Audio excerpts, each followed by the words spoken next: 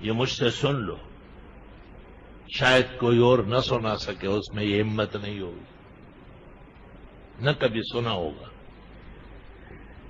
کہ جب مؤذن کہے الصلاۃ خیر من النوم، آپ بستر پر تیار بیٹھے، چاہیے تو یہ کہ آپ مصلی پر ہو اور تہجد سے فارغ ہو، تفصیلی دعائیں مانگ چکے ہو۔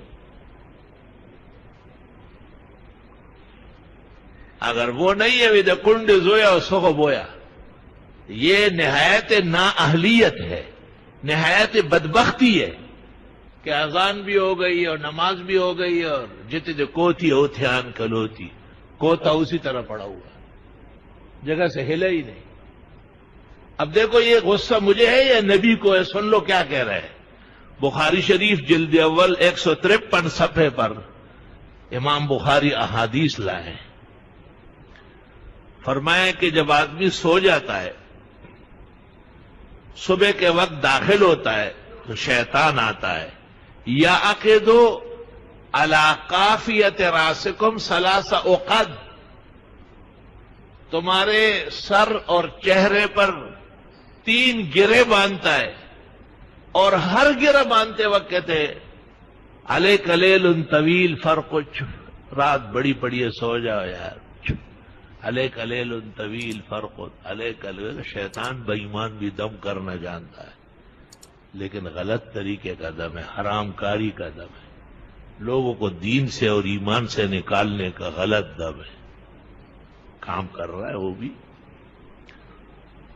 حدیث بخاری و مسلم میں ہے ان استيقظ، اگر یہ جاگ گیا، فانحلت عقدۃ، ایک گرہ کھل گیا، وتوضأ، وضو کرنے گیا، فانحلت عقدۃ، دوسرا گرہ کھل گیا، وذکر اللہ وصلی، فانحلت عقدۃ، نماز شروع کر دی، اللہ کے ذکر و تسبیح میں لگ گیا، تیسرا گرہ بھی کھل گیا، فاصبح نشیطا بسیطا، صبح اٹھے گا بیدار مغز، چاق و چوبند، خوشگوار، سبحان اللہ، صحت اور توانائی سے آراستہ، الحمدللہ۔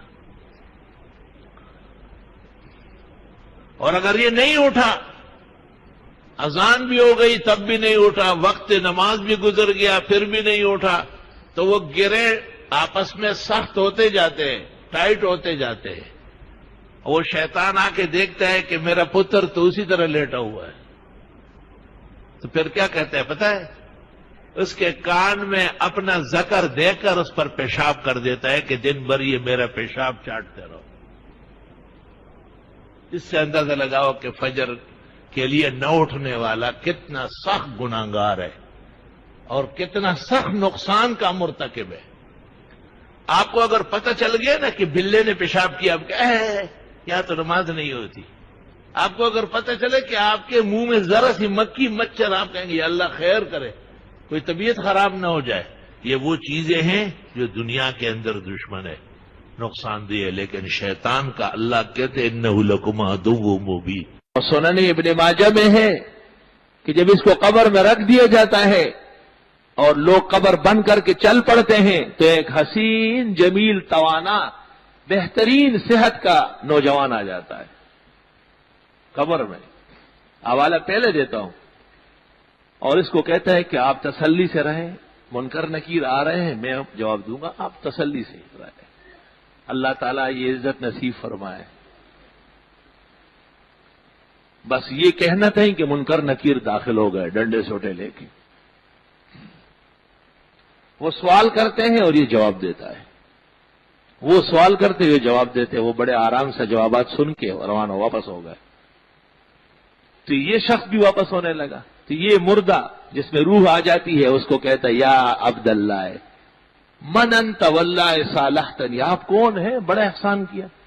تو وہ پلٹ کے کہتا ہے آپ مجھے نہیں جانتے، انا صلاتک الفجر، میں آپ کی نماز فجر ہوں۔